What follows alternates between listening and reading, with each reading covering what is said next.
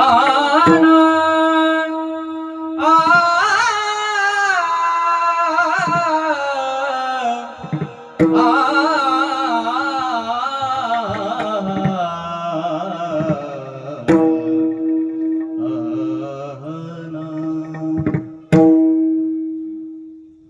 हिच तोर भक्ती आवडते देवा हेची तोर भक्ती आवडते देवा हेची तोर भक्ती आवडते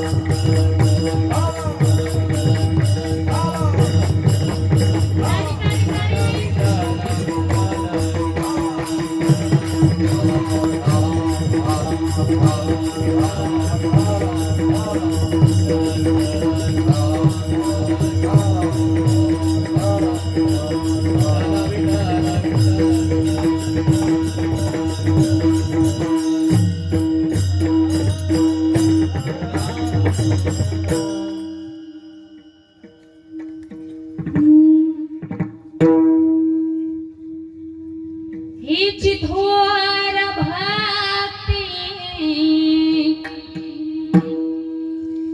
आवडती देवा संकल्प विमाया संसाराची ठेविले अनंते तैसेची रहावे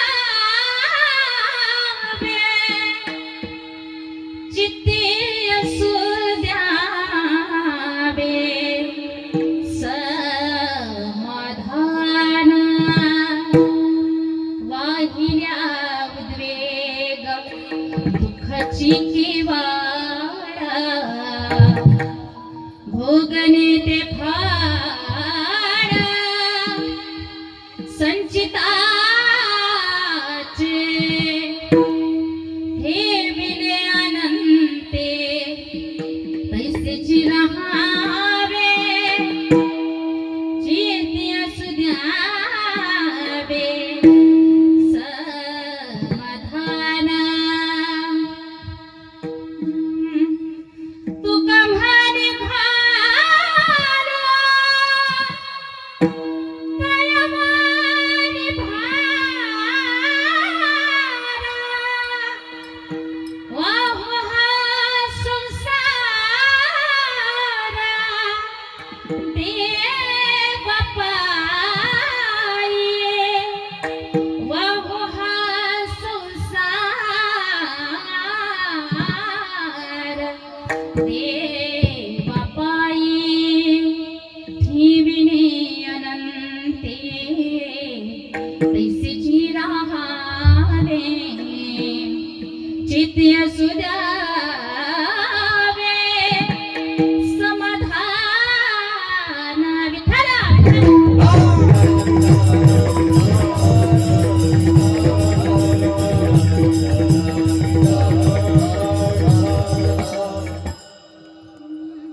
हे जी थोर भक्ती आवडते देवा संकल्पावी माया संसाराची ठेविले अनंते तैसेची राहावे चित्ती असू द्यावे समाधान महायोग पीठे तटे भीमरथ्यम वरम पुंडरीकाय दातुं मुनित्रये समागत्य तिष्ठन्तमानन्द कन्दं परब्रह्मलिङ्गं भजे पाण्डुरङ्गं पाण्डुरङ्ग करो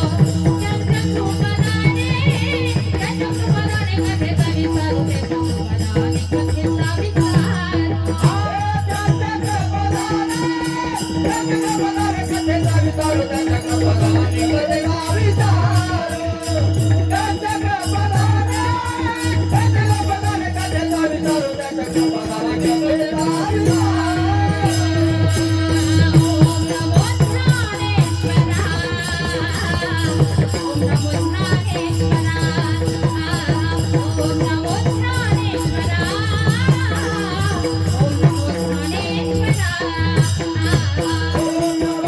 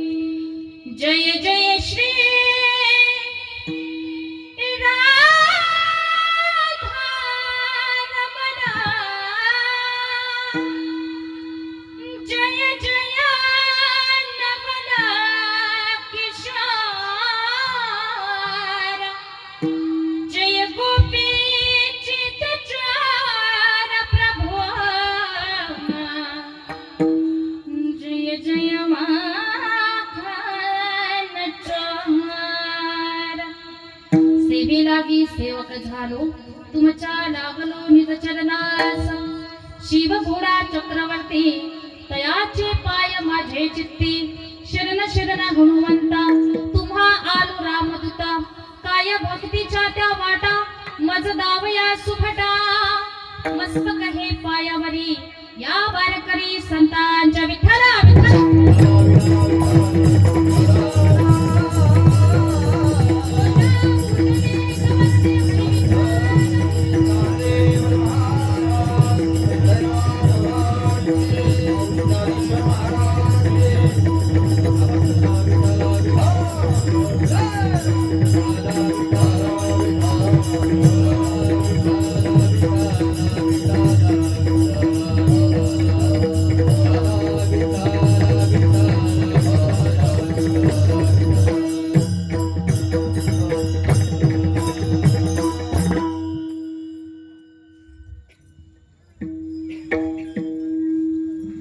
प्रस्तुत प्राप्त स्थळी प्राप्त प्रसंगी संकीर्तनाच्या सेवोपात निवडलेला हा अभंग एच्चियावत भूतलावावर जन्माला आलेल्या सर्व जीवांचा उद्धार करण्यासाठी आपला देह अखंड झिजविणारे वैराग्याचे महामूर्ती वैराग्याचं अगदी ज्वलंत प्रतीक असणारे सदेह वैकुंठाला जाणारे पंचम वेद निर्माते महाराष्ट्राचे भूषण सकल संतभूषण संत सम्राट हृदय सम्राट श्रीमंत जगद्गुरु जगद्वंदनीय तुकाराम महाराज देहूकर आणि यांचा उत्कृष्ट असा 4 चरणांचा हा अभंग असून अगदी छोटासा अगदी सोप्या अर्थाचा बहुतेकांच्या परिचयाचा आणि भक्तीचं महत्व प्रतिपादन करणारा असा हा अभंग आहे। आणि या अभंगामध्ये जगद्गुरु जगद्वंदनीय श्री संत तुकोबाराया आपल्याला सांगतात की संसाराचे प्रेम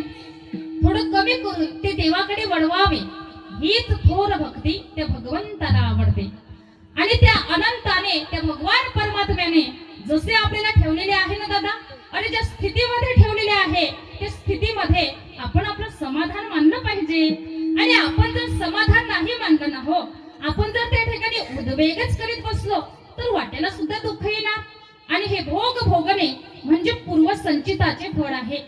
पुढे जाऊन तुकोबाराय आपल्याला सांगतात की यापेक्षा आपण काय करूया की हा सर्व जो भार आहे ना प्रपंचाचा तो देवावरच टाकूया आणि हा सर्व संसार ते देवाच्या चरणारविंदावरती अर्पण करूया।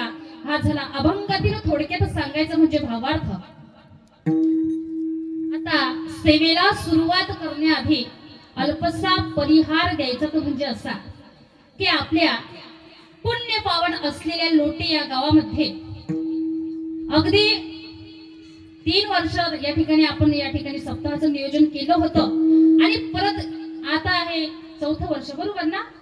आणि या वर्षी सुद्धा या ठिकाणी महिला कीर्तन महोत्सव तथा अखंड हरिनाम संकीर्तन सप्ताहाचं आयोजन नियोजन तुम्ही सर्व ग्रामस्थांनी या ठिकाणी केलेलं आहे। ज्यांच्या माध्यमातून मला या ठिकाणी कीर्तन सेवेचा योग आला ज्यांनी कीर्तना संदर्भात मला त्या ठिकाणी फोन केला असे परम आदरणीय हरिभक्त पारायण आमचे दीपक दादा आंबेडे बरं का आणि त्यांचे सर्व सहकारी असतील। आता या ठिकाणी मला सर्वांचं नाव घेणं काही शक्य नाही बरं का म्हणून सर्व परिचित अपरिचित वयानं ज्ञानानं तपानं अधिकारानं मोठी असलेली सर्व महाराज मंडळी विठ्ठला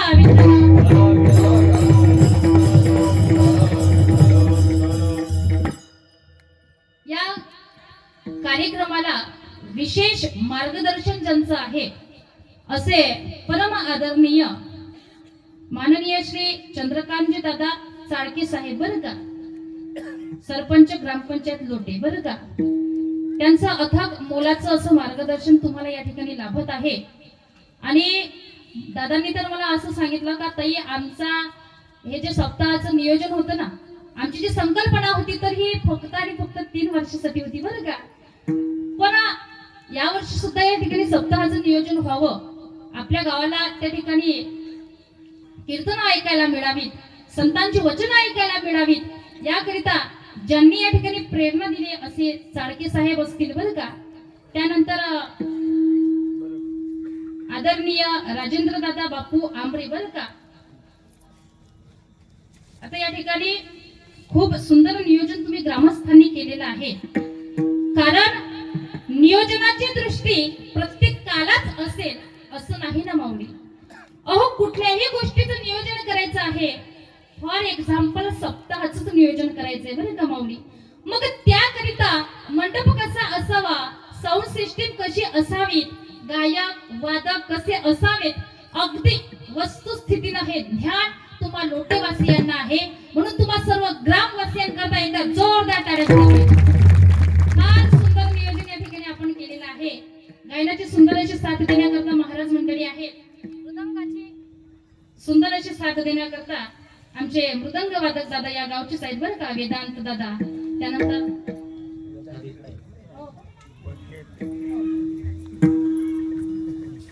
आता सर्वांचं नाव मला काही या ठिकाणी माहिती नाही बरं का. तर सुंदर या ठिकाणी गायक वादक या कार्यक्रमाला लाभलेले आहेत. साऊंड सिस्टीम सुद्धा सुंदर आहे आणि या कार्यक्रमाला जिवंत ठेवण्यासाठी युट्यूब चॅनल सुद्धा या ठिकाणी आहे. तुम्ही सर्व लोकांनी या ठिकाणी सुंदर नियोजन केलेलं आहे. आणि अशा या तयारीच्या वातावरणामध्ये आपण या ठिकाणी भगवत चिंतन पाहणार आहोत. विठ्ठला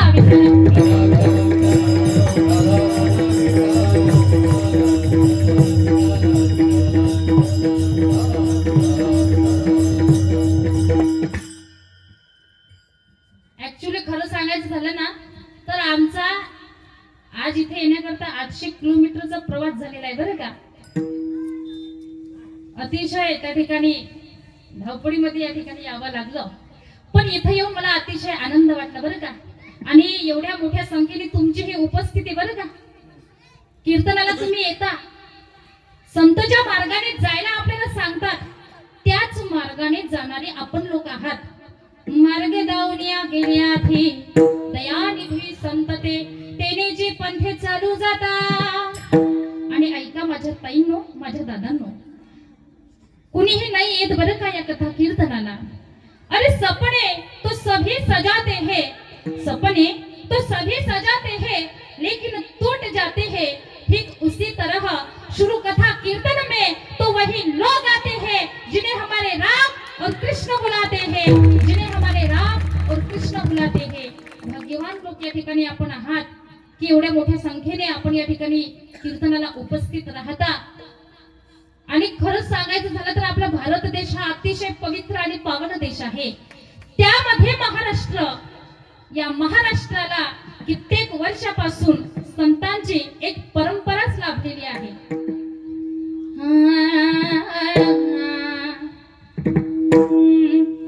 पवित्र ते कुळा पावन तो देश, जेथे हरचदा जन्म घेते.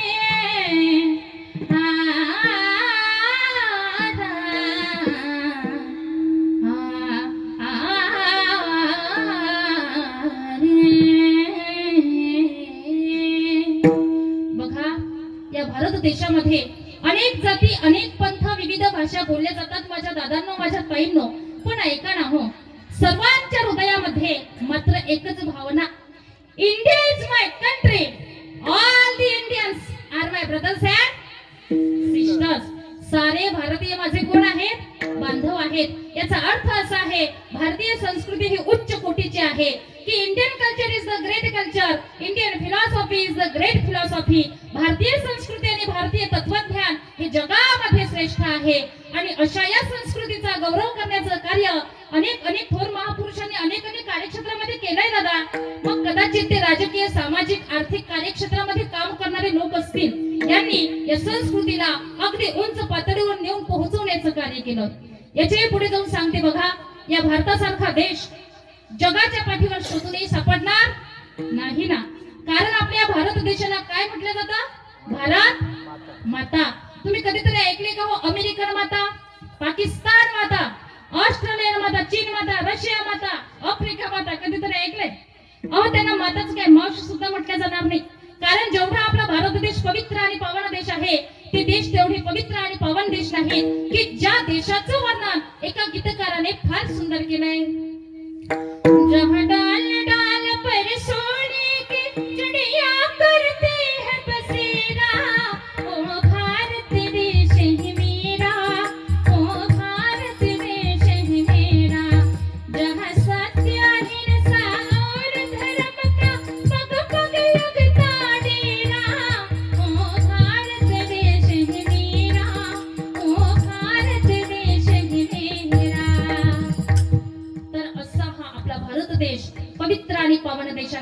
हाच तो भारत देश आहे.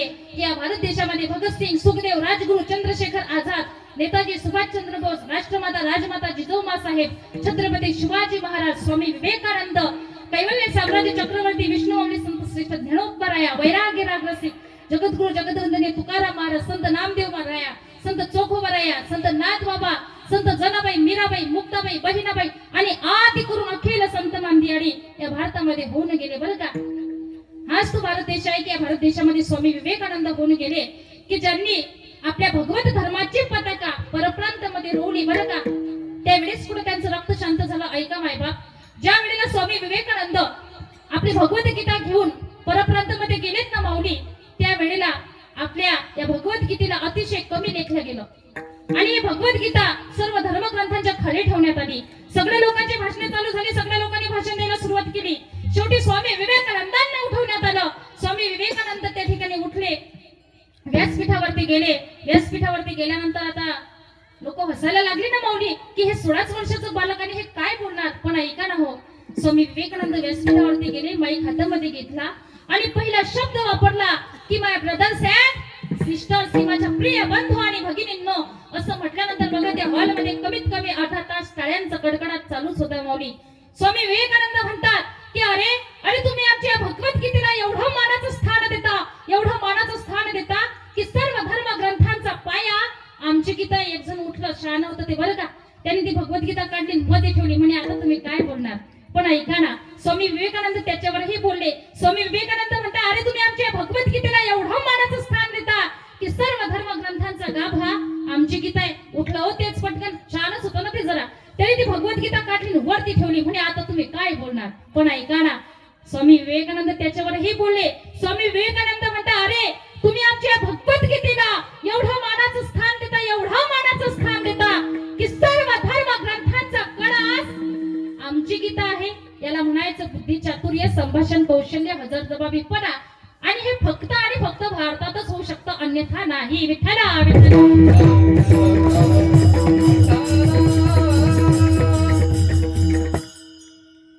म्हणून तर आपल्याला म्हणावंसं वाटतं ना की या जगाच्या पाठीवर भारतासारखा देश शोधून सापडणार नाही.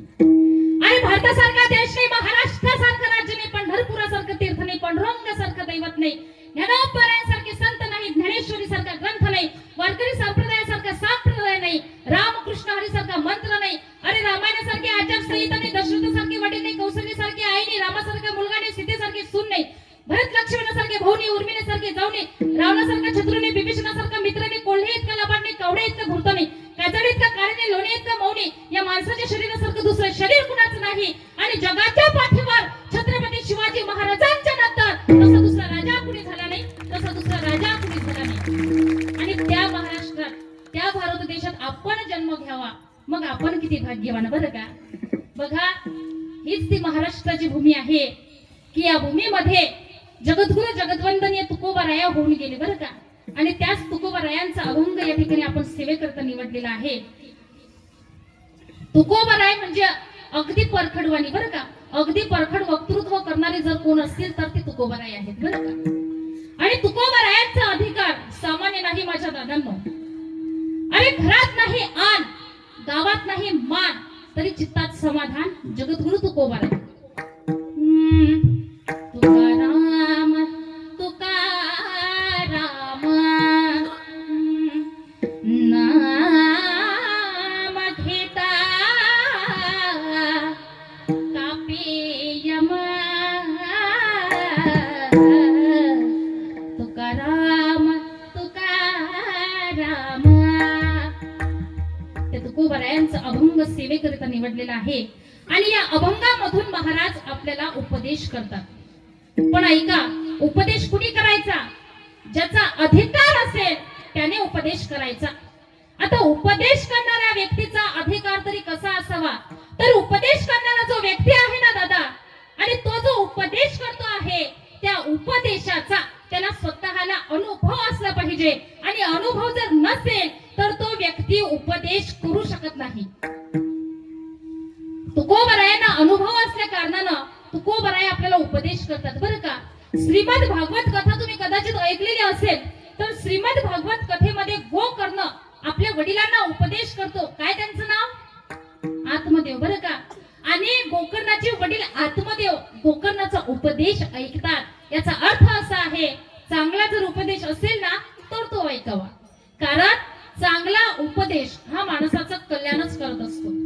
तसं तर परमार्थ या ठिकाणी उपदेश करण्याकरताच आहे बरं का. बघा, पण आजकालची तरुण पिढी कुणाचं ऐकायला नको म्हणते. बरोबर आहे ना आजोबा? आजकाल नाही ऐकत तरुण मुलं कुणाचंच. बघा, एकदा काय झालं, एका 25 वर्षाच्या तरुणाचं लग्न फिक्स झालं. आता आपली संस्कृती अशी आहे, आपण नेहमी असं घरामध्ये म्हणत असतो की जी वृद्ध माणसं आहेत, जी जाणकार माणसं आहेत, त्यांचं माणसाने ऐकलं पाहिजे.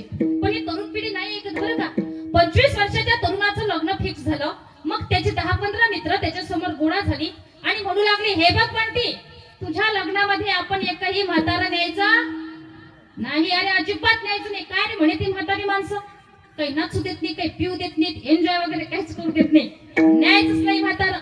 पण त्या नवरदेवाच्या भावाला असं वाटलं, म्हणे हे बघ बंटी, कुणी नसलं तरी चालेल बाबा, पण आपण आपल्या आजोबांना सोबत घेऊया. आजोबांना सोबत घेतलं आणि नवरदेवा सहित ही सगळी मुलं लग्न मंडपामध्ये गेले. वधू पक्षातील लोकांनी बघितलं, काय रे म्हणे, सर्व तरुणच दिसतात रे, म्हाताऱ्यांचं तर काही नामोनिशाण नाही. चला परीक्षा घेऊया आता आपण यांची.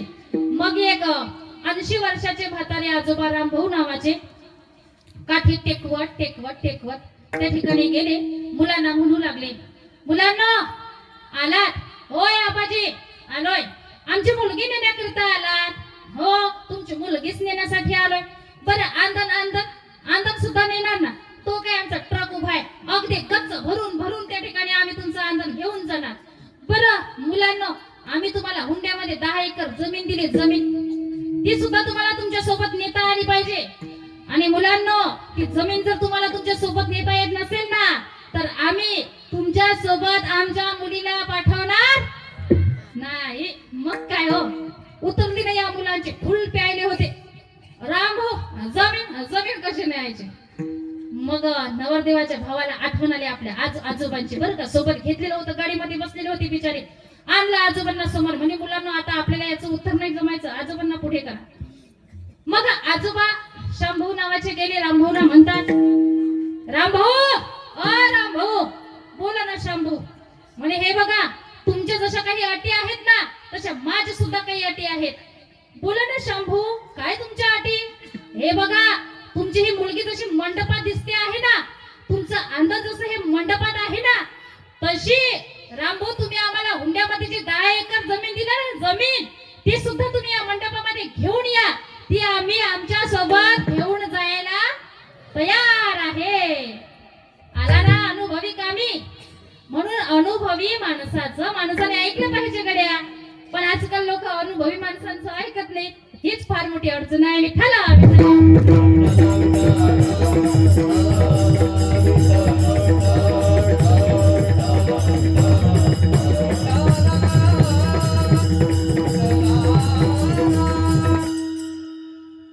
तुकोबरायांना अनुभव असल्या कारणानं तुकोबराय या ठिकाणी आपल्याला उपदेश करतात की बाबा रे, त्या भगवान परमात्म्याचे आपल्यावरती अनंत असे उपकार आहेत आणि ज्यांचे उपकार माणसावरती असतात त्यांचे उपकार विसरायचे नसतात बरं का माऊली. तसं तर परमार्थ असंही म्हणत असतो हो, की अपकार करणाऱ्यावर सुद्धा उपकार करायचा असतो. एखाद्याने जरी आपला द्वेष केला करू द्या, पण आपण त्याचा द्वेष करायचा नाही. इथपर्यंत परोपकार थांबत नाही बरं का. तर प्रसंगी त्या द्वेष करणाऱ्याला सुद्धा मदत करणे याला परोपकार म्हणतात. ऐका लोटेवासियांनो बरं का, तुमची जर कुणी वैयक्तिक निंदा केली, पारमार्थिक मनुष्याची, शब्दाकडे लक्ष द्या बरं का, पारमार्थिक मनुष्याची जर कुणी वैयक्तिक निंदा केली, त्याला जर कुणी त्रास दिला, तर आपण काय करायचं, अशा व्यक्तीच्या नावाची रेख पाण्यावर, मातीवर, हवेवर ओढून ठेवायची बरे का. पाण्यावरची रेख, मातीवरची रेख, हवेवरची रेख दिसत असते ना. झोपले का काय, बोलत नाही का तुमच्याकडे? पाण्यावरची रेख, मातीवरची रेख, हवेवरची रेख दिसत असते ना हो. पण तुम्हाला एक महत्वाचं सांगून जाईल, ऐका बरं का. अरे ज्या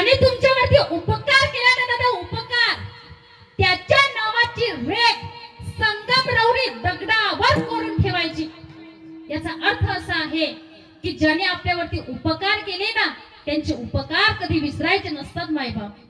पण आपलं असं आहे, गरज सरो आणि वैद्य मरो असेच वागतो आपण. एकदा का आपली गरज सरली का त्याने भागवलेली गरज आपण विसरतो, उपकार विसरतो माऊली आपण. पण विसरायचे नसतात रे माझ्या दादांना. भगवंताचे उपकार विसरतो, नवल नाही हो.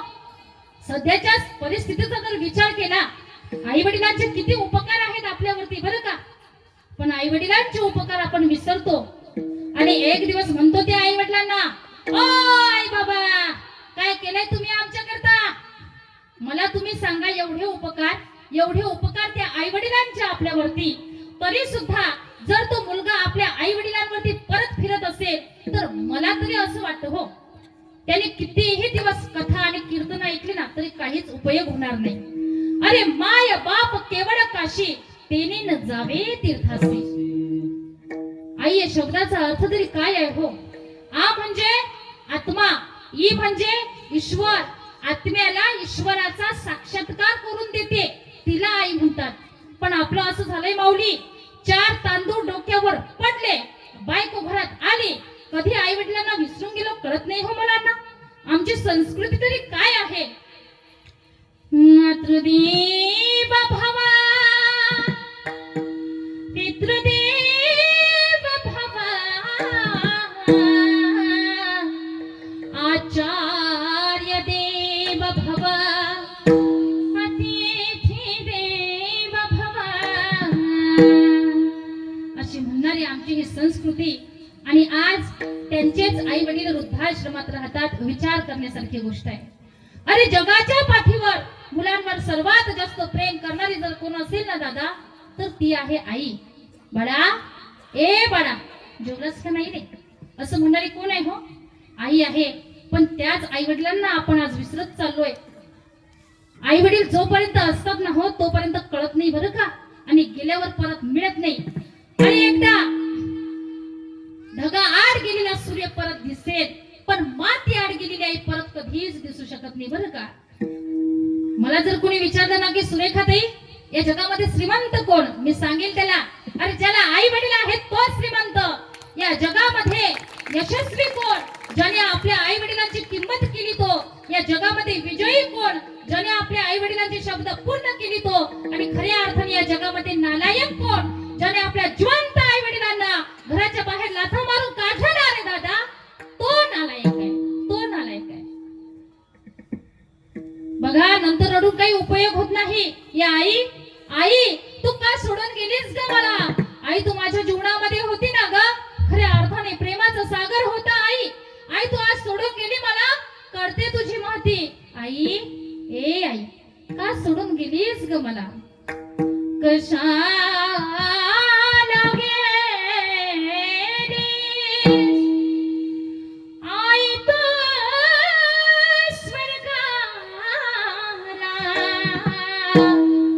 कोण वागवेल तुझ्या या फळाला.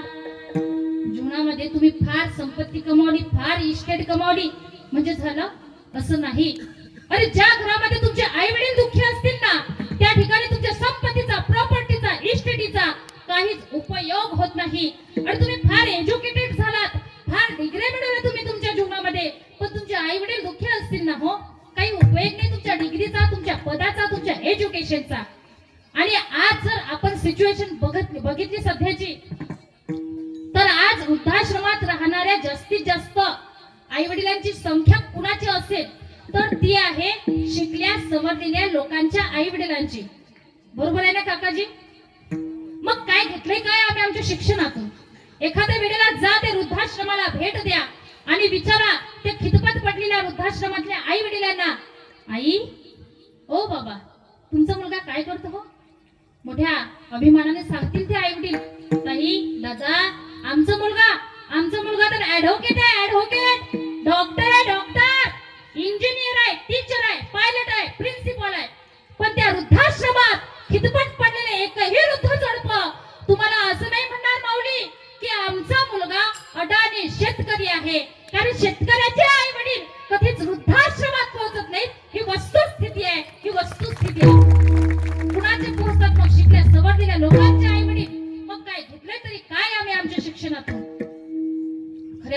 माझी हात जोडून विनंती आहे तुम्हाला की फक्त आणि फक्त तुम्ही तुमच्या आई वडिलांची सेवा करा. तुम्ही स्वतंत्र देवाची भक्ती नाही केली ना तरी सुद्धा काही फरक पडणार नाही. भक्त पुंडलिकाने काय केलं हो, आई वडिलांची सेवा केली ना. बघा, गोदान आणि भूदान चळवळीचा महान प्रणेता विनोबा भावे आणि ज्या वेळेला व्याख्यानाला जायचे आपल्या आईचं मोडकं पातळ सोबत घेऊन जायचे बरं का. त्या ठिकाणी व्याख्यान करायचे भावे. व्याख्यान झाल्यानंतर भावेंकरता सुंदर मऊ लुसलुशीत बिछाईत केलेलं असायचं. भावींनी काय करावं बरं का लोटीवासियांनो, त्या बिछाईत वरती आपल्या आईचं मोडकं हे पातळ घ्यावं, त्याच्यावरती अंथरावं, त्यावरती शांतपणे झोपावं. लोकांनी विचारावं भावेंना, भावे ओ भावे, फार सुंदर मखमलीचं बिछाईत केलंय हो आम्ही तुमच्याकरिता, आणि तुम्ही या बिछाईत वरती हे मोडकं पातळ काय अंथरता हो. त्यावेळेला भावे म्हणतात, सावकार तुमच्या करता असेल तुमचं हे मऊ लुसलुशीत बिछाईत, तुमच्या करता असेल सावकार तुमची हे मऊ गादी बरं का, पण ऐका ना सावकार, ज्या ज्या वेळेला मी या मडक्या पातळावर झोपतो ना सावकार, त्या वेळेला मला असं वाटतं मी माझ्या आईच्या मांडीवर झोपलेला आहे. ऐका सावकार, कारण ज्या वेळेला माझी या जगात जिवंत होती ना सावकार, त्या वेळेला मी माझ्या आईच्या मांडीवर झोपायचो, पण आज माझी या जगात नाही हो, ती या जगातून निघून गेली. पण सावकार, ज्या ज्या वेळेला मी या मडक्या पातळावर झोपतो ना माझ्या आईच्या, त्या वेळेला मला असं वाटतं मी माझ्या आईच्या मांडीवरती झोपलेलो आहे आणि ही माझ्या आईची मांडी आहे. बघा, गोदान आणि भूदान चळवळीचा महान प्रणेता विनोबा भावे कापडामध्ये आई शोधतो रे दादा, आणि आपण आपल्या जिवंत आई वडिलांना घराच्या बाहेर लथा मारून काढतो. काय वाटत असेल त्या आई वडिलांना. खऱ्या अर्थाने आई वडिलांचे उपकार, मी उपकाराबद्दल बोलत आहे बरं का. उपकार आई वडिलांचे कधी विसरायचे नसतात.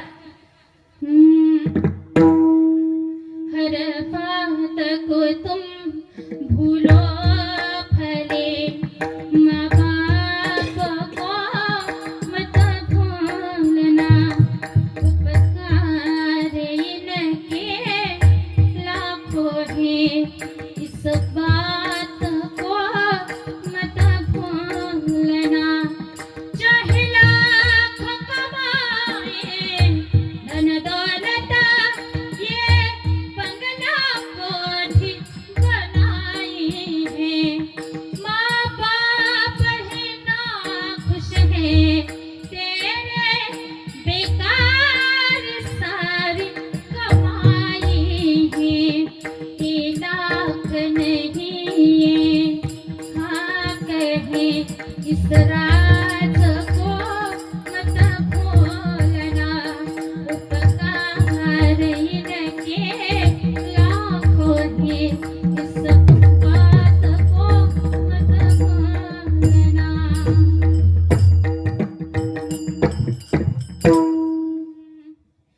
अपने ही पेट को काटा है और तेरी काया सजाई है. इन पावन लोगों के दिल को पत्थर बनकर मत तोड़ना, उपकार इनके लाखों हैं, इस बात को मत भूलना, माँ बाप को मत भूलना, माँ बाप को मत भूलना.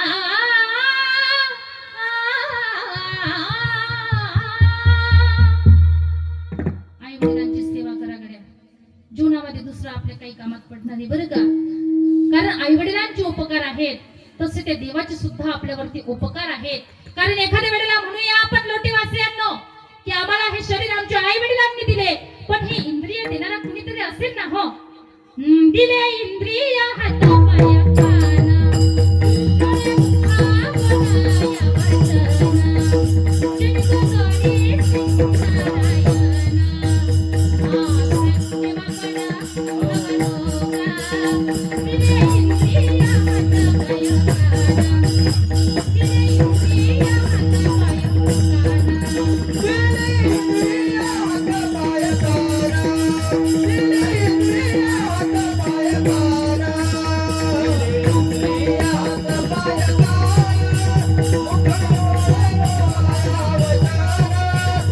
Hey,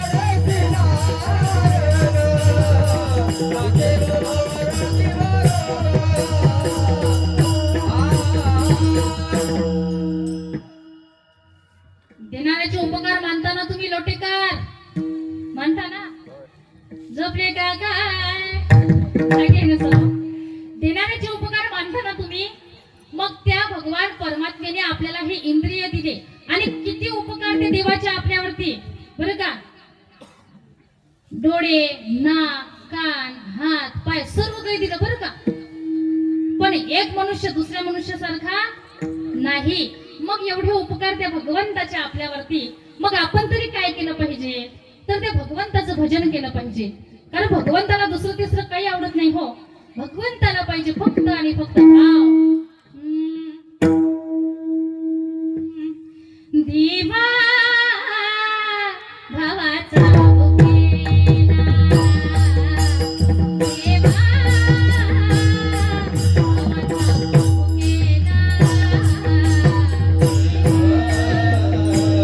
भावाचा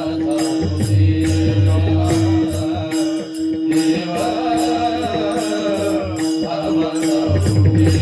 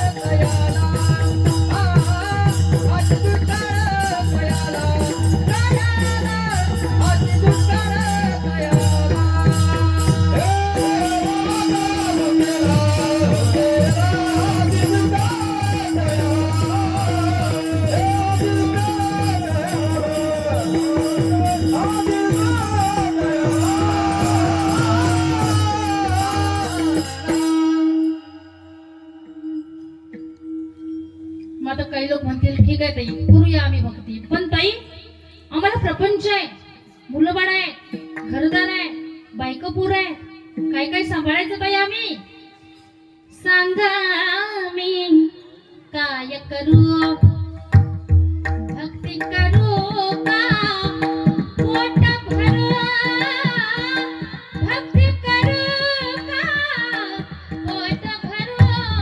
सांगा मी काय करू, भक्ती म्हणते चाल पुढे, संसार म्हणतो ये इकडे. हे करू का ते करू, हे करू का ते करू, हे करू का ते करू. सांगा मी काय करू, सांगा मी काय करू, काय करू.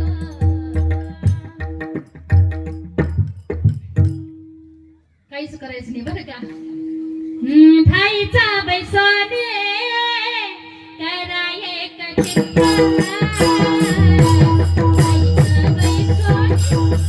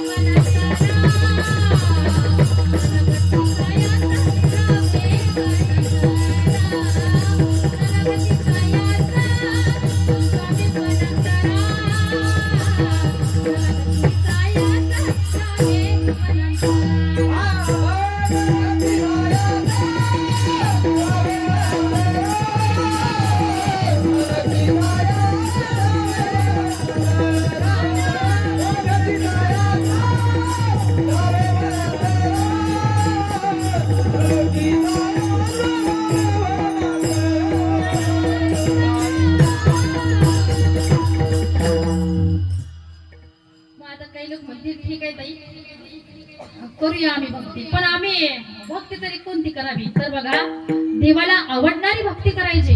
आता देवाला आवडणारी भक्ती तरी कोणती? तर त्याचे उत्तर महाराज अभंगाच्या प्रथम चरणात देतात. हे कर भक्ती आवडते देवा. हे कर भक्ती आवडते देवा.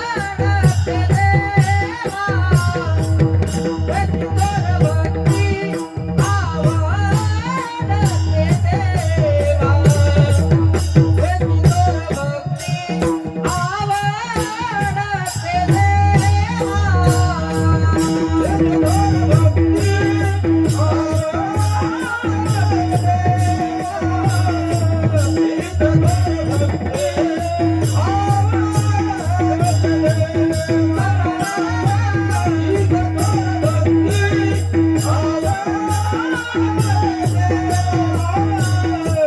हे कर भक्ती आवडते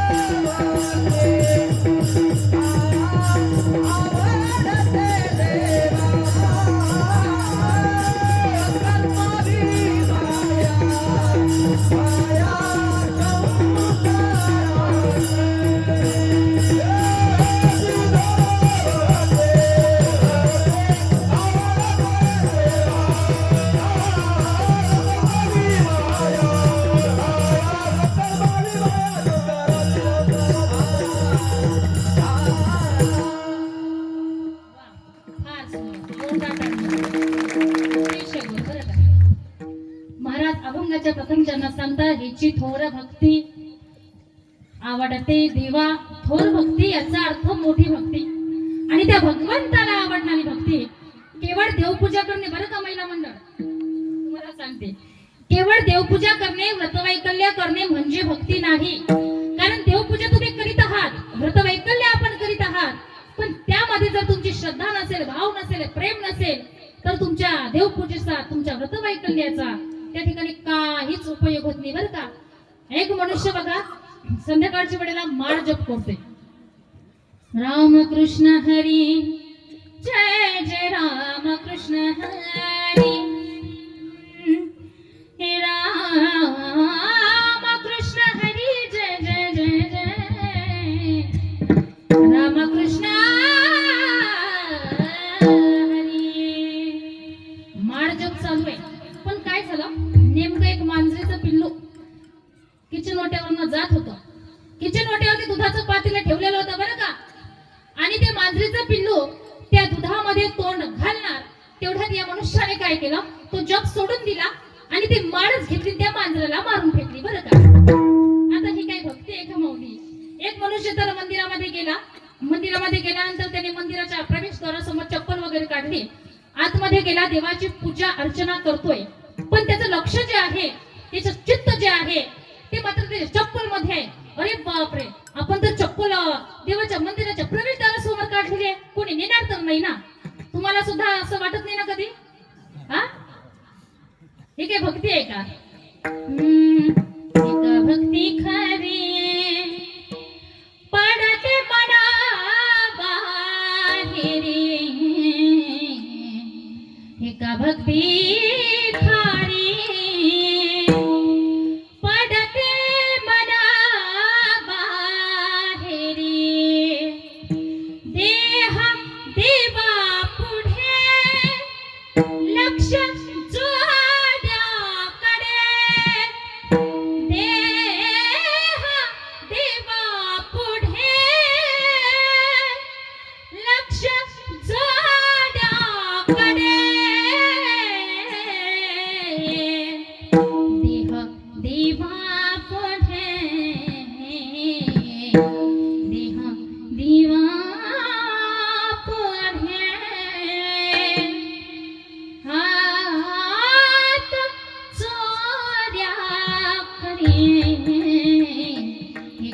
भक्ती खारी पाडते मना बाहेरी.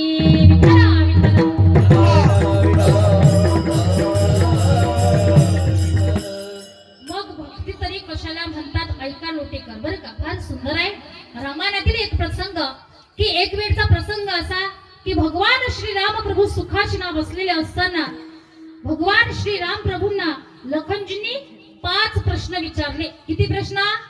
5 प्रश्न. त्यातील पहिला प्रश्न असा आहे, ध्यान कशाला म्हणतात. दुसरा प्रश्न आहे, वैराग्य कशाला म्हणतात. तिसरा प्रश्न आहे, माया कशाला म्हणतात. चौथा प्रश्न आहे, जीव कशाला म्हणतात.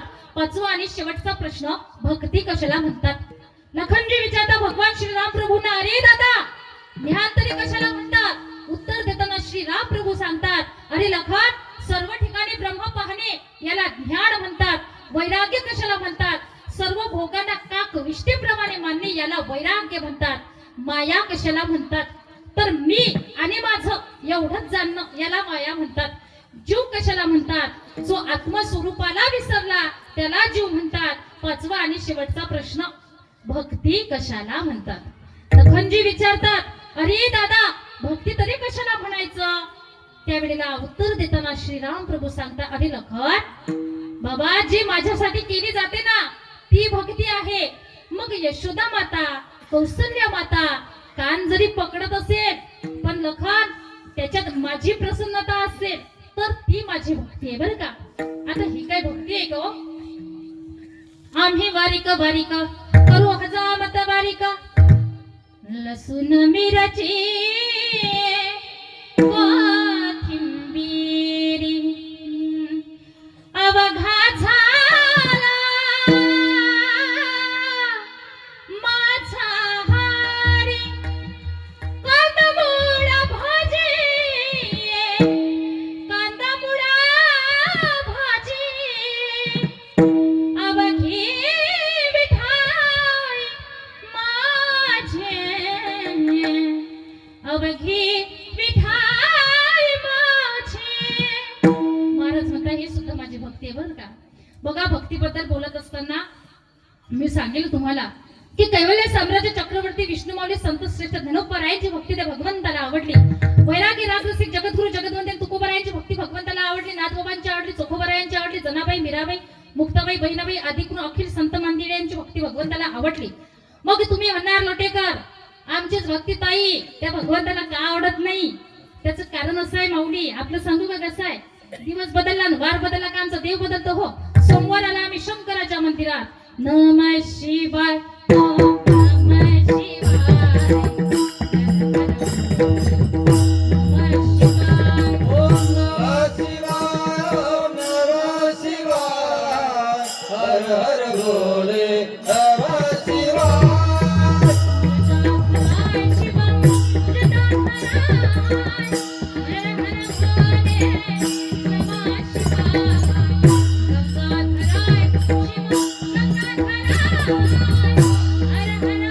भोले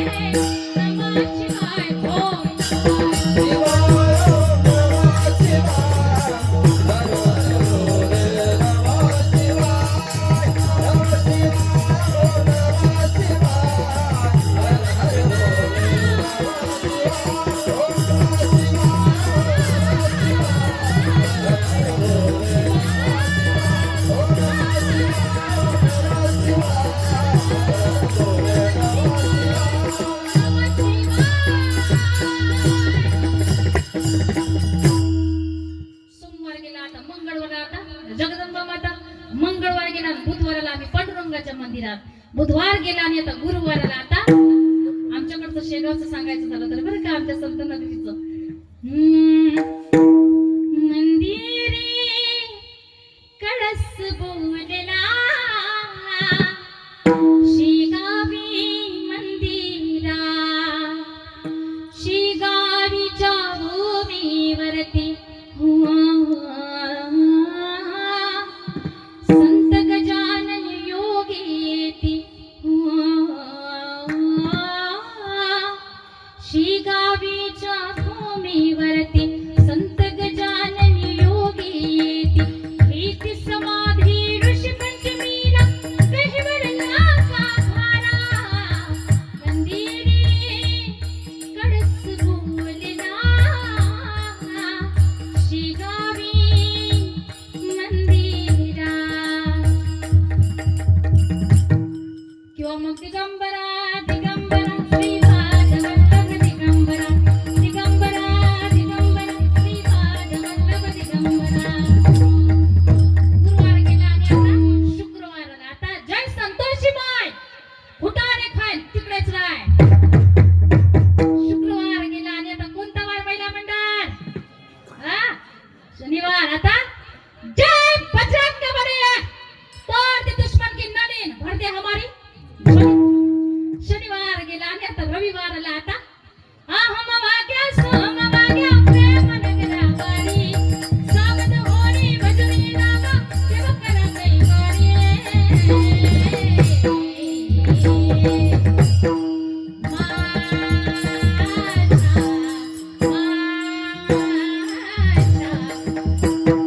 मस्तानीची माझ्या मस्तानीची वारी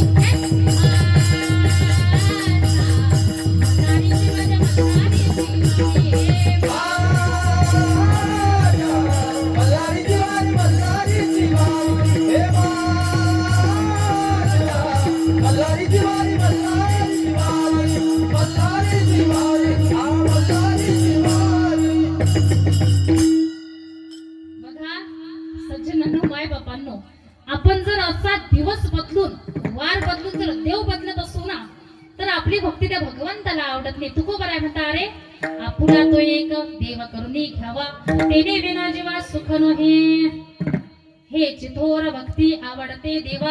थोर भक्ती याचा अर्थ मोठी भक्ती आणि भगवंताला आवडणारी भक्ती. संकल्पावी माया संसाराची. तुकोबराय म्हणतात की संसारावर जेवढं तुम्ही प्रेम करता प्रपंचावर जेवढं तुम्ही प्रेम करता ते थोडं कमी करून संकल्पावी बरं का थोडं कमी करून तुम्ही त्या भगवंतावरती प्रेम करा. आपल्याला संसाराबद्दल फार आसक्ती आहे मायबाप माझा प्रपंच माझं घरदार माझी मुलं माझं माझं माझं. पण संतांच्या बाबतीत जर आपण विचार केला संतांना होती का मायबाप संसाराबद्दल आसक्ती. तुकोबारायांच्या बाबतीत बघा दुष्काळ पडला ना त्यावेळेला तुकोबारायांच्या घरात धान्याची कोठार भरली होती.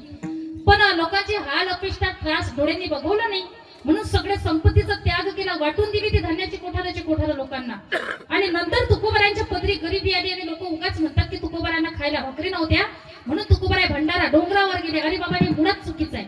तुकोबाराय वडिलोपार्जित श्रीमंत होते पण लोकांची हाल अपेक्षा त्रास डोळ्यांनी बघवले नाही म्हणून सगळ्या संपत्तीचा त्याग केला. संकल्पावी माया संसाराची. गोरोबा काकांचं जर आपण उदाहरण घेतलं गोरोबा काकांना होती का संसाराबद्दल आसक्ती. बघा आता तर बऱ्याच फॅसिलिटीज आपल्या घरामध्ये उपलब्ध झाल्या माऊली पण तो पूर्वीचा काळ होता त्या काळामध्ये घरामध्ये कुठलीच सुख सुविधा उपलब्ध नव्हती. अगदी दूरवर जायचं पाणी घेऊन यायचं नंतर घरातली सर्व कामे आटोपायची बरोबर महिला मंडळ. मग एक दिवस असं गोरोबा काकांच्या पत्नी गोरोबा काकांना म्हणू लागली अहो मी नदीवरून पाणी घेऊन येते बरं का तोपर्यंत तुम्ही आपल्या लेकरांकडे लक्ष द्या. गोरोबा काकांची पत्नी निघून गेली पाणी आणायला. इकडे गोरोबा काकांचं काम चालू झालं. त्यांचा व्यवसाय असा होता पाणी माती एकत्र करायचं त्यापासून चिखल घडवायचा आणि त्या चिखलापासून सुंदर मडकं बनवायचं बरं का. आणि हे काम चालू असताना त्यांचा आत्मा जो होता त्यांचा देह जो होता तो मात्र भगवंतापाशी होता. एवढं नामस्मरण गोरोबा काकांचं चालू झालं एवढं चिंतन चालू झालं की आता आपलंच गोंडस गोचिरवाणं बाळ पायाखाली दुड दुड दुड धावत येईल ते तुडवेल याचं जराही देहभान गोरोबा काकांना उरलं नाही माऊली. एवढं नामस्मरण गोरोबा काकांचं चालू झालं.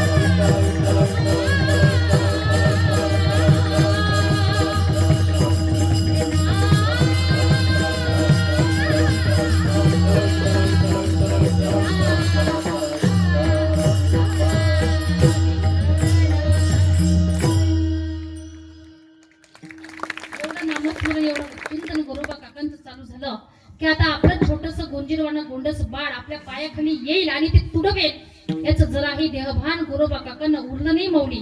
ते बाळ त्या गोरोबा काकांच्या पायाखाली आलं, ते तुडवल्या गेलं बरं का. रक्त बंबाळ अशी ती माती दिसायला लागली. सुभाषितकार वर्णन करता. नवलाची गोष्ट ऐका सखे बाई, कुंभाराने बाळा तुडविले पायी. हसता खेळता गोपडी फुलाचा तुडविले बाळा, त्याची शुद्धी नाही. नवलाची गोष्ट ऐका सखे बाई, कुंभाराने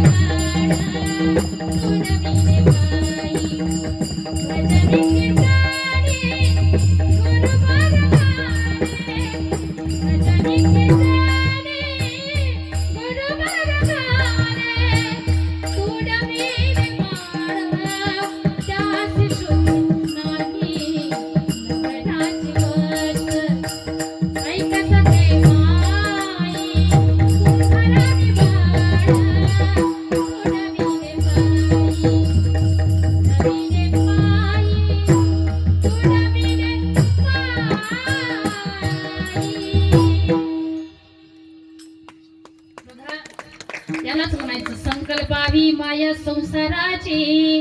संसारावरचं प्रेम कमी करून देवाकडे वळवावे. हेच थोर भक्ती त्या भगवंताला आवडते. आणि त्या अनंताने त्या भगवान परमात्म्याने जसं आपल्याला ठेवलेलं असेल ना दादा, आणि ज्या स्थितीमध्ये ठेवलेलं असेल त्या स्थितीत आपण आपलं समाधान मानलं पाहिजे. की ठेविले अनंते तैसेची राहावे चित्ती असू द्यावे समाधान. समाधान समाधान समाधान हे काही कुठं बाजारात मिळण्याची वस्तू नाही बरं का, किंवा मग एखाद्या व्यक्तीचं नाव नाही. नाहीतर मग तुम्ही किराणा माल मध्ये गेलात आणि म्हणाला त्या दुकानदाराला, ओ दादा पावशेरभर समाधान द्या हो, मिळेल का? नाही ना. ते आपल्या चित्तामध्ये असावं लागतं बरं का. आणि समाधान मानणं ही एक प्रकारची भक्ती आहे बरं का. आठवला यथा संतोषा. मग आता काही लोक म्हणतील ताई ठेविले अनंते तैसेची राहावे. मग काय दे रे हरी पलंगावे, असं काही करू नका बरं का. कष्ट करा, मेहनत करा, आणि नंतर जे पदरी पडत असेल, यश असेल अपयश असेल, त्याच्यामध्ये तुम्ही समाधान मना चित्ती असू द्यावे समाधान. आणि बघा जसा प्रसंग, जसं सिच्युएशन तुमच्या जीवनात येईल ना, त्या परिस्थितीला तुम्ही अगदी धडाधीने धाडसाने धीटपणे सामोरे जायचं बरं का. कधी कधी तुमच्या जीवनामध्ये असा प्रसंग येणार की तुम्हाला एरोप्लेनने विमानाने प्रवास घडणार. कधी कधी तर तुमच्या जीवनामध्ये असा प्रसंग येईल की तुम्हाला पायी सुद्धा चालावं लागेल, पण आपण चालत राहायचं, थांबायचं नाही बरं का. समयासी सादर भावे देवा ठेवीला पैसे रहावे समयासी सादर भावे कोणी देवाची बैसुनी हाती वारा कोणी देवाची पायाचा साकारा चालत रहावे देवा ठेवीला पैसे रहावे समयासी सादर भावे हे विलयानंते तैसेची राहावे चित्ती असू द्यावे समाधान तुम्ही तुमच्या जीवनामध्ये समाधान माना माझ्या दादांनो माझ्या ताईंनो कारण समाधान तुम्ही तुमच्या जीवनामध्ये नाही मानलं तुम्ही उद्वेगच करीत बसला तर वाटेला सुद्धा दुःख येणार आणि हे भोग भोगणे म्हणजे पूर्व संचिताचे फळ आहे अभंगाच्या तृतीय चरणात वाहिला उद्वेग दुःखाची केवळ वाहिला उद्वेग दुःखाची केवळ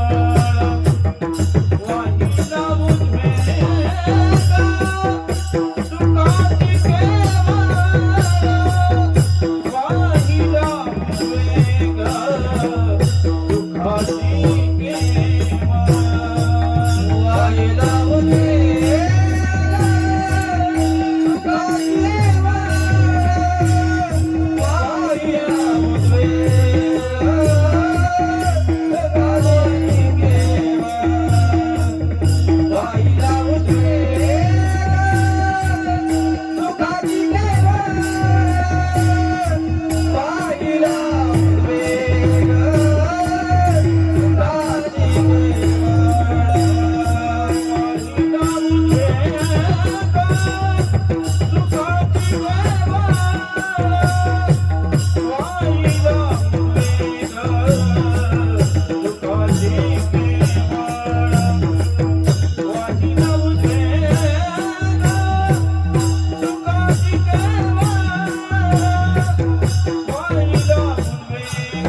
वाहिला उद्वेग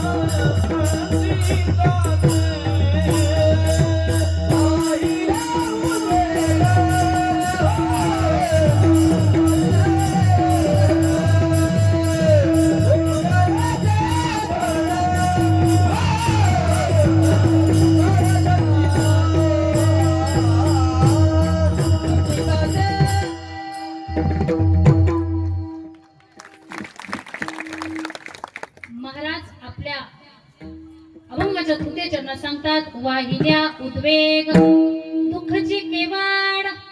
आपण जर उद्वेगच करीत बसलो तर वाटेला दुःख येणार आहे बरं का.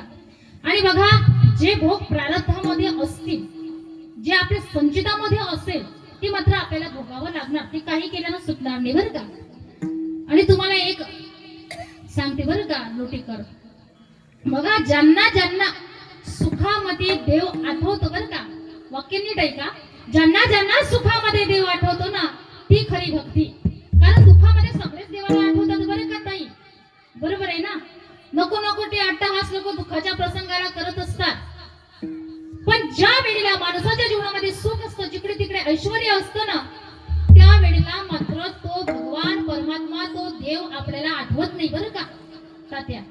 पण तो देव आठवावा बरं का. दुःख में सुमिरन सब करे, सुख में करे न कोई, जो सुख में सुमिरन करे दुःख काही काय. आणि ऐका ताईंनो माझ्या दादांनो, माणसाच्या जीवनामध्ये सुख आणि माणसाच्या जीवनामध्ये दुःख हे एकच असतात दादा. कारण केवळ आणि केवळ सुखाने मनुष्य जीवन जगू शकत नाही. मी तुम्हाला एक साधा प्रश्न विचारतो, त्याचं उत्तर मला तुम्ही द्यायचंय.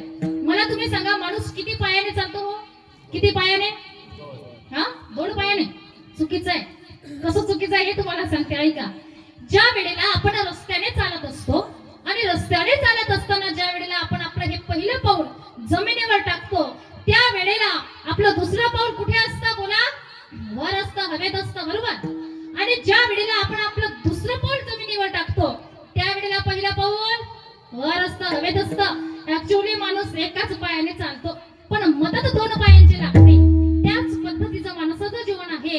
पहिलं पाऊल आपल्याला सुखाचं टाकायचं आहे माझ्या दादांनो, दुसरं पाऊल दुःखाचं, परत सुखाचं, परत दुःखाचं, परत सुखाचं, परत दुःखाचं. कारण सुखाचं आणि दुःखाचं पाऊल टाकल्याशिवाय आपलं चालणंच होणार नाही, आपण जागेवर उभं राहणार बरं का. म्हणून माणसाच्या जीवनामध्ये सुख आणि माणसाच्या जीवनामध्ये दुःख हे येतच असतात गड्या, कारण ते आपण केलेल्या कर्माची फळं असतात. माझं एकदा कीर्तन झालं बरं का वर्ध्याकडे, तेव्हा मग कीर्तनामध्ये एक ताई भेटल्या आणि मला म्हणाल्या, म्हणे हे बघा सुरेखा ताई, आम्ही आमच्या जीवनामध्ये फार मोठा परमार्थ केला, सप्ताहाची वर्गणी कधी चुकवली नाही, पंढरपूरची वारी कधी चुकवली नाही, हरिपाठ चुकवली नाही, आमच्या जीवनात फार नित्य नियम आहे ताई. पण ताई आम्हाला तुम्ही सांगा, आमचा मुलगा भगवान परमात्म्याने ते ऍक्सिडेंटने न्यावा का हो? आम्हाला आमच्या जीवनामध्ये भगवान परमात्म्याने एवढं मोठं दुःख द्यावं? मी सांगितलं त्या ताईंना, म्हटलं ताई अहो भगवान परमात्मा दुःख नाही देत, ते तर आपण केलेल्या कर्माची फळं असतात बरं का, आणि ते मात्र आपल्याला भोगावे लागतात. केले कर्म झाले त्याची भोग आले, उपजली मेली ऐसे ते, केले कर्म झाले त्याची भोग आले. कर्म कर्म काय म्हणता तुम्ही मायबाप? कर्म कुणालाच चुकलं नाही. एवढा मोठा जगाचा चालक मालक असणारे भगवान श्री रामचंद्र प्रभू यांना सुद्धा 14 वर्षाचा वनवास भोगावा लागला. दशरथ राजांना पुत्र वियोगामध्ये मरावं लागलं. कर्मे श्री राम वनवासी गेला, कर्मे दशरथ वियोगी पावला. म्हणून आपण सुद्धा त्या ठिकाणी समाधान जीवनामध्ये मानलं पाहिजे. उद्वेग करत बसायचं नाही जीवनामध्ये बरं का, कारण उद्वेग जर करीत बसलं तर वाटेला दुःखच येणार आणि ते भोग मात्र आपल्याला भोगावे लागतात. भोगणे ते फळ संचिताचे. तुकोबा नाही म्हणता बाबा रे, एवढा खटाटोप करण्यापेक्षा आपण हा सर्व भार ते देवावरच टाकूया आणि हा सर्व संसार ते देवाच्या चरणारविंदावरती अर्पण करूया. अभंगाच्या शेवटच्या चरणात तुका म्हण घालू तयावरी भार, तुका म्हण घालू तयावरी भार.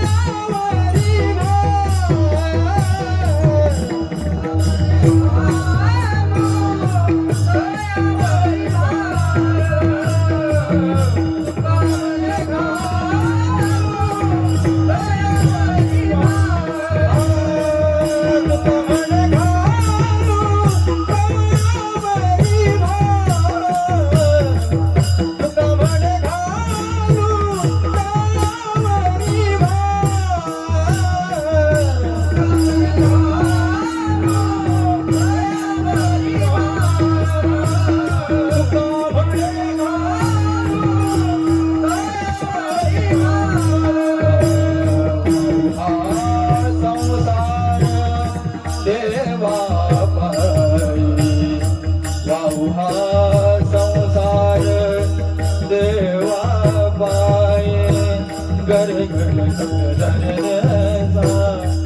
रे ग रे ग ग रे सा नी सा रे ग म ग आ म ग रे ग रे सा रे सा रे सा रे सा रे प प प प प प ग म प रे ग रे सा ग रे रे सा आ धा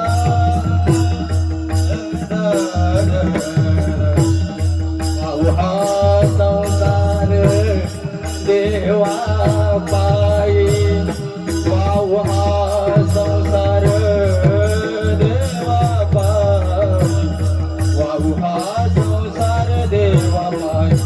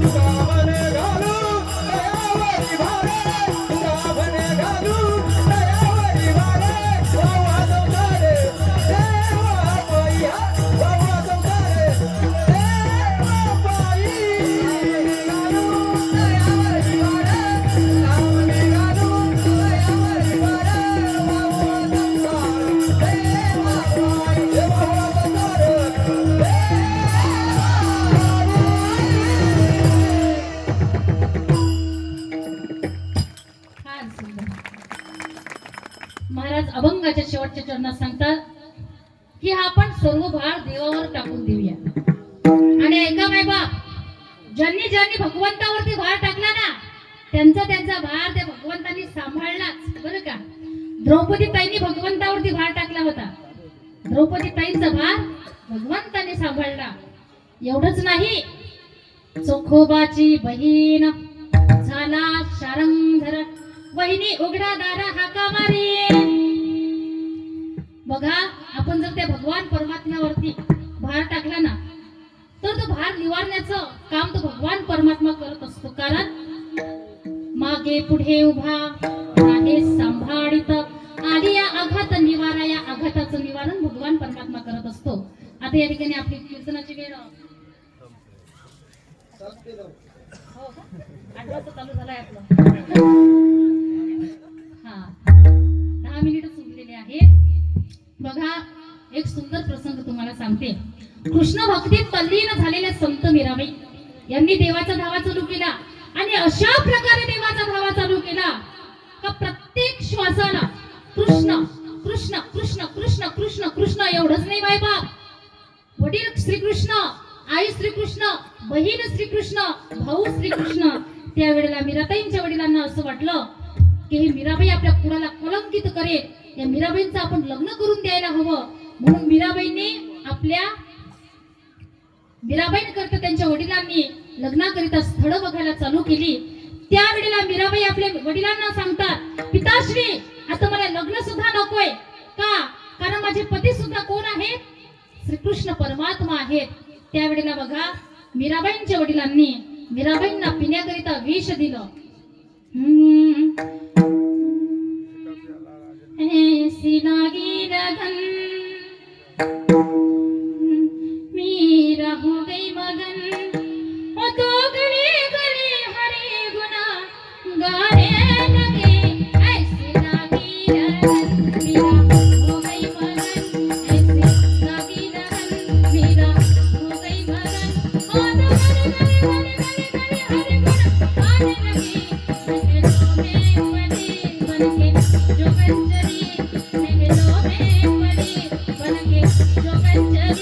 मेरा हो गई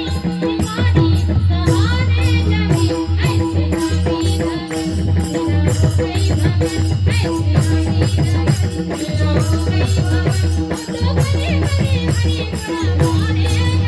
ऐसी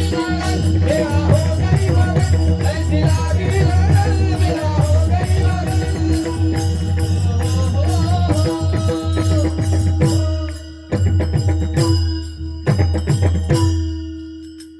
मेरा हो गई मगन मेरा हो गई मगन हो गई मगन हो गई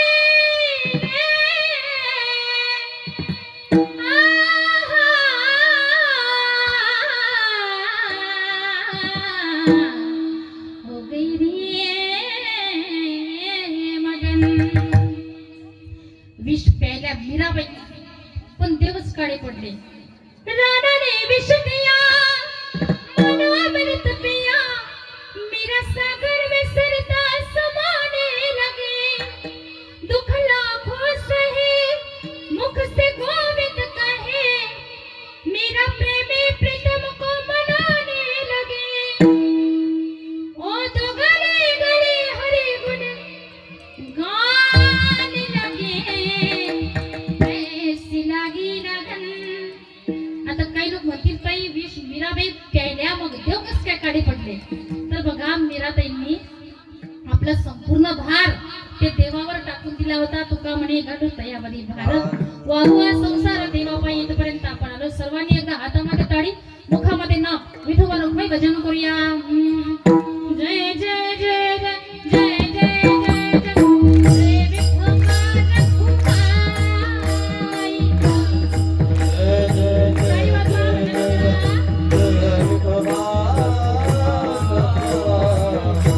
जय जय जय जय जय जय विठोबा रखुमाई जय जय जय जय जय विठोबा रखुमाई जय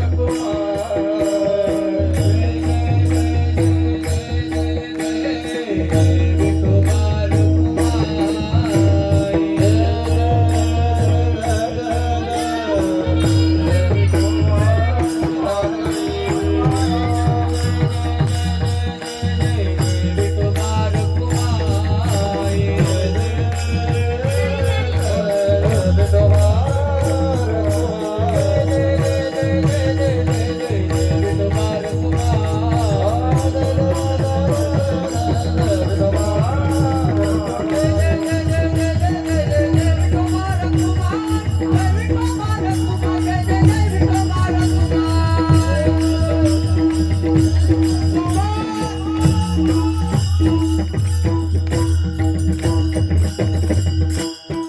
बघा कीर्तनाची वेळ आता या ठिकाणी झालेली आहे जाता जाता जीवनामध्ये सांगेल की माझ्या दादांनो जीवनामध्ये व्यसन कुणी करू नका कारण आजकाल समाजाची ती गरज झालेली आहे बरं का कारण या व्यसनाने घराचे घर उद्ध्वस्त होतात संसार उद्ध्वस्त होतात आयुष्य उद्ध्वस्त होतात म्हणून स्वतःचंही आयुष्य बर्बाद करू नका दुसऱ्याच्या लेकीबाणीचे आयुष्य बर्बाद करू नका बरं का अरे यो बोतल पीने से क्या फायदा सुबह पी जाओगी शाम को उतर ही जाएगी लेकिन ये हरि नाम का प्याला पी तो देख बंदे तेरी जिंदगी सुधर जाएगी तेरी जिंदगी सुधर जाएगी म्हणून दारू पिऊन आपलं आयुष्य बर्बाद करू नका माझे हात जोडून विनंती आहे माझ्या दीदींना सुद्धा सांगते की जीवनामध्ये फॅशन करू नका आजकाल फार फॅशन वाढत चालली बरं का आपण आपली संस्कृती विसरत चालून पाश्चात्य संस्कृतीचा अवलंब आपण करायला लागलो आजकाल आपली आपला पेहराव मुली सुद्धा घालत नाही बरं का शॉर्ट कपडे आमच्या मुली घालायला लागले अंग प्रदर्शन करायला लागले पण मी सांगेल तुम्हाला अरे प्रदर्शन असावं विचारांचं प्रदर्शन असावं आपल्या संस्कृतीचं अरे आईच्या कुशीत झोपण्याचा आनंद पुढची पिढी घेऊ शकत नाही का कारण जीन्स पॅन्ट टी शर्ट घालणारी आई पदर देऊ शकत नाही बरं का म्हणून संस्कार केला आज इथं या ठिकाणी छोटी छोटी मुलं सुद्धा कीर्तनाला उपस्थित आहे याला म्हणायचं संस्कार संस्कार जर केले तर आपली संस्कृती टिकणार संस्कृती जर टिकली तर धर्म टिकेल आणि धर्म जर टिकला तर हे राष्ट्र टिकेल म्हणून ही जबाबदारी आहे तुम्हा माता मौल्यांची कारण जिच्या हाती पाडण्याची दोरी तीच जगाला उद्धारी. आज आपण म्हणतो छत्रपती शिवाजी महाराज घडले, फुकट नाही घडले. तसे संस्कार केले राष्ट्रमाता राजमाता जिजाऊ मासाहेबांनी. त्यावेळेस कुठे हिंदवी स्वराज्य संस्थापक छत्रपती शिवाजी महाराज घडले.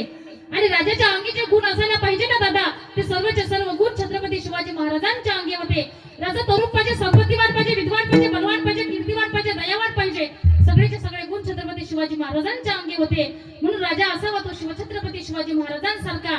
आणि नव्हते कलम नव्हता कायदा तरी सुखी होती प्रजा. नव्हते कलम नव्हता कायदा तरी सुखी होती प्रजा.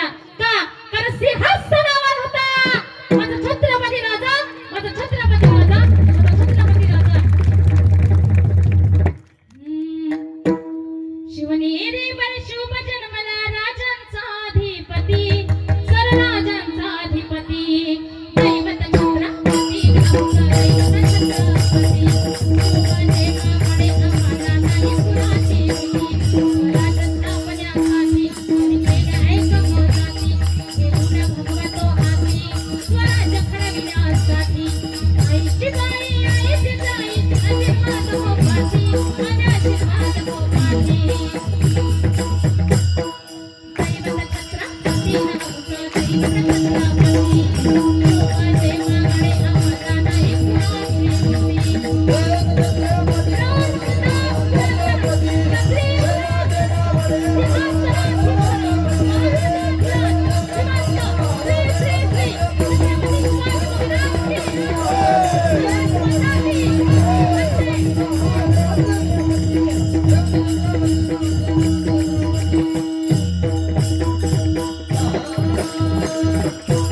जय भवानी, जय भवानी. छत्रपती शिवाजी महाराज की. इथपर्यंत आपण आलेलो आहोत. बघा या ठिकाणी फार सुंदर सप्ताहाचं नियोजन तुमचं आहे.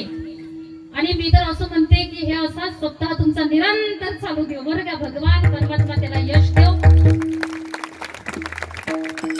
आणि याकरिता सर्व गावकऱ्यांचं त्या ठिकाणी योगदान हे आवश्यक असतं. आणि तुम्ही हे करीत आहात बरं का.